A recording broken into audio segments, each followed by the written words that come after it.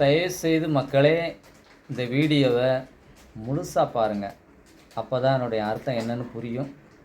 உங்களுடைய குழந்தைகளை பாதுகாக்கவும் முடியும். வணக்கம் மக்களே, வணக்கம். மீண்டும் இளைஞர்கள் கூட்டம், உங்கள் பேச்சியப்பன்.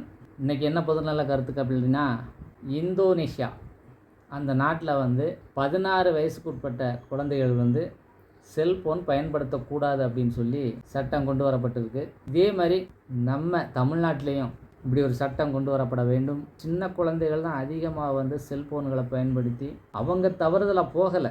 அந்த வலைதளத்தில் வரக்கூடிய காட்சிகள் அனைத்தும் ரொம்ப மோசமாக வந்துக்கிட்டு இருக்கு. ஆகையினால் உங்களுடைய குழந்தைகளை நீங்கள் பாதுகாக்கணும் அப்படின்னா, அரசாங்கம் இந்த சட்டம் கொண்டு வரலைனாலும் உங்கள் வீட்டில் உங்கள் பிள்ளைகளை பாதுகாக்கிறதுக்கு நீங்கள் சட்டம் கொண்டு வாங்க. நம்ம சொல்லப்போனால் 18 வயசே சொல்கிறது நல்லது. நீங்கள் செல்ஃபோனை கையில் கொடுத்துட்றீங்க. எதுக்காக கொடுப்பீங்க? இப்போ பார்த்தீங்கன்னா இம்புட்டுக்கான குழந்தைகிட்ட கூட செல்ஃபோனை நீங்கள் கையில் கொடுத்துட்றீங்க. எதுக்கு? வீட்டில் வேலை பார்க்கணும். செல்ஃபோனை கையில் கொடுத்து கேமை வச்சு விட்டுட்டோம்னா, ஒரு பொம்மை படத்தை வச்சு விட்டோம்னா அந்த பிள்ளை அதை பார்த்துக்கிட்டே இருக்கும். எப்போ வரைக்கும்? பெரிய ஆளாக மீசை முளைச்சி கல்யாணம் முடித்து அது பிள்ளை ஊட்டி ஆனதுக்கப்புறம் அவங்களுக்கு ஒரு குழந்தை ஊட்டி ஆகும்போது கூட அந்த மனுஷன் அந்த செல்ஃபோனை அந்த கேமு தான் விளாடுவாங்க, அந்த பொம்மை படம் தான் பார்ப்பாங்க. அந்த நிலைமைக்கு நீங்கள் தள்ளிடாதீங்க. இதுக்கு நீங்கள் தான் மக்களே.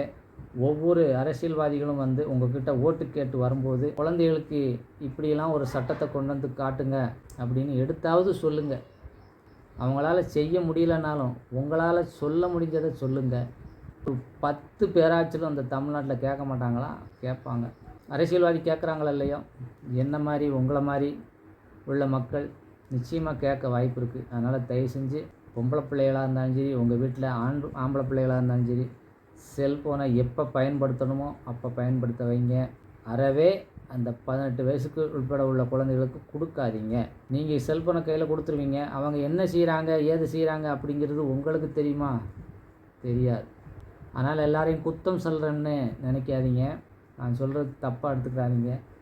உங்களுடைய பிள்ளைகளுக்கு உங்களுடைய நன்மைக்காண்டி தான் சொல்கிறேன். தயவு செஞ்சு 18 வயசுக்கு உட்பட உள்ள குழந்தைகளுக்கு செல்ஃபோன் கொடுக்காதீங்க. இந்த வீடியோவை எல்லாருக்கும் முக்கியமாக ஷேர் பண்ணுங்கள், கமெண்ட் பண்ணுங்கள், லைக் பண்ணுங்கள், சப்ஸ்கிரைப் ஆல் கொடுங்க. மீண்டும் இளைஞர்கள் கூட்டம் அடுத்த ஒரு பொதுநல கருத்தோட சந்திப்போம். பாய்.